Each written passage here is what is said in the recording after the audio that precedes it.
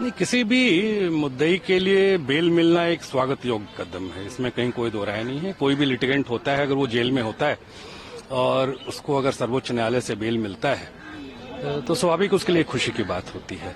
लेकिन हमें ये देखना होगा कि ये कोई साधारण मुद्दा ही नहीं था, ये साधारण एक्यूज नहीं थे, ये दिल्ली के चुने हुए मुख्यमंत्री थे। और एज ए मुख्यमंत्री जब ये जेल गए थे तो संवैधानिक नैतिकता का तकाजा ये था, कॉन्स्टिट्यूशनल मोरालिटी हम जिसको कहते हैं, संविधान एक लिविंग डॉक्यूमेंट है, एक जीवंत दस्तावेज है।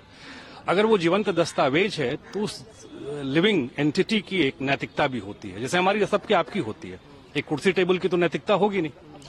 तो संवैधानिक नैतिकता का तकाजा ये होता है कि आपके ऊपर कोई आरोप लगे और आपको जेल जाना पड़े तो आरोप की सत्यता या आप जब तक आप निर्दोष साबित नहीं होंगे तब तक आपको अपने पद से नहीं रहना चाहिए। इस मुल्क में शास्त्री से लेकर के आडवाणी तक, एक छोटे अफसर से लेकर के बड़े प्रधानमंत्री तक ने रिजाइन किया है अगर उन पर आरोप लगा है। तो उस दौर में इन्होंने रिजाइन नहीं किया, ये जिद पे अड़े रहे।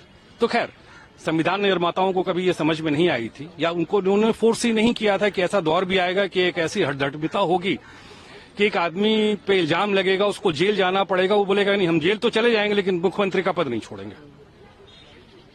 ये उस दौर की नैतिकता नहीं थी ऐसी, उस दौर की जिस दौर में संविधान बना था हमारा। लेकिन ठीक है, वक्त के साथ चीजें बदलती हैं। इन्होंने रिजाइन नहीं किया, ये जेल चले गए।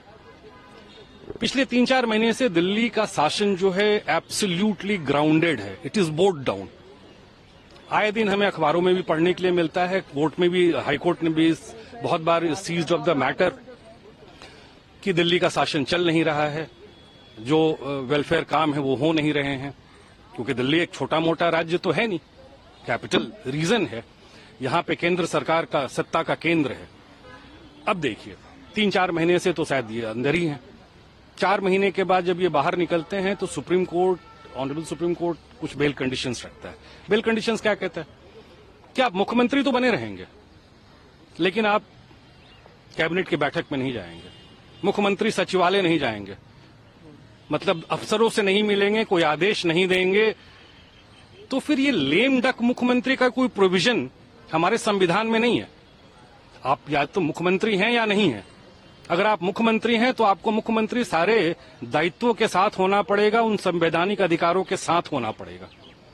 तो वैसे सिचुएशन में एक दिल्ली कॉन्स्टिट्यूशनल क्राइसिस की तरफ जा रहा है, और ये कॉन्स्टिट्यूशनल क्राइसिस अगर बहुत लंबे वक्त तक रहता है तो मेरा अपना जाति तौर पे ये मानना है कि ऐसे दौर में यहां पे राष्ट्रपति शासन को लगना चाहिए, क्योंकि ये फिट केस बन जाता है। क्योंकि अब तो न्यायालय ने कह दिया कि आप मुख्यमंत्री तो रहेंगे लेकिन आप XYZ काम नहीं करेंगे।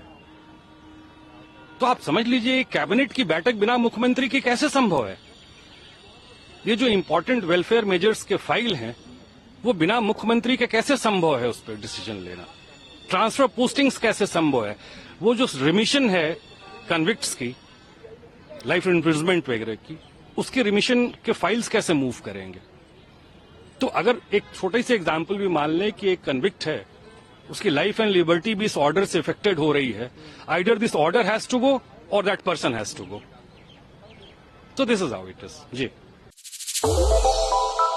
श्रेष्ठ भारत पर खबरों से जुड़े रहने के लिए चैनल को सब्सक्राइब और लाइक करें, बेल आइकन दबाएं और देखते रहें श्रेष्ठ भारत।